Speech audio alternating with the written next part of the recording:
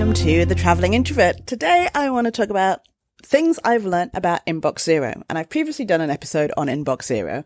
And Inbox Zero, I totally understand, does not work for everybody. I just want to talk about my experience with Inbox Zero. So for the past, I guess 6 months, I've managed to hit Inbox Zero, I'd say consistently 2 or 3 times within that time period. And I would get it and I'd be like, yes! And give it 2 or 3 days or a week and it's back to inbox not zero. Don't want to put any numbers in there.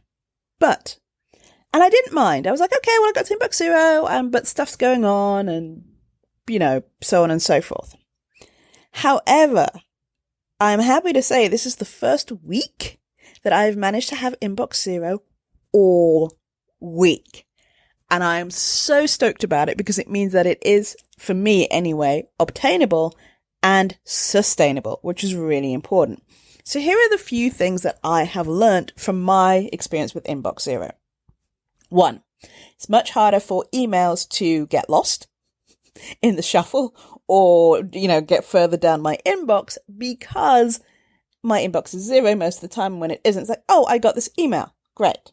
I don't check my mailbox as often because I don't feel overwhelmed by all the emails that are there, or, I might miss something and it might slip down the rabbit hole. And one thing I've really realized is how much easier it is for me to unsubscribe to emails that I don't want anymore.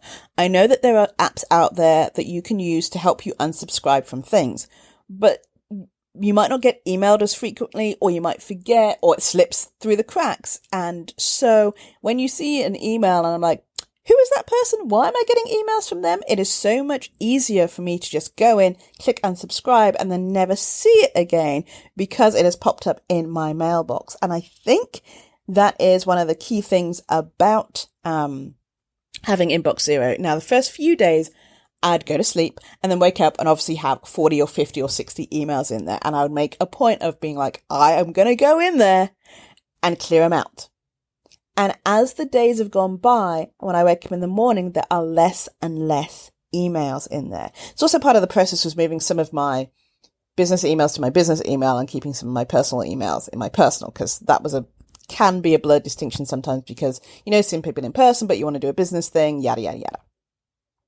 So those are the things that I have learnt from my experience with Inbox Zero in my personal mailbox.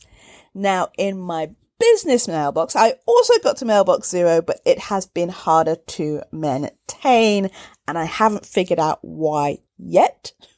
It could be because there's a lot of things that I want to get back to, and I do use the snooze function, which I love, but it still doesn't quite work. I also use Streak for Gmail because I'm currently creating a lot of events and there's people I want to keep track of and see what stage they're at.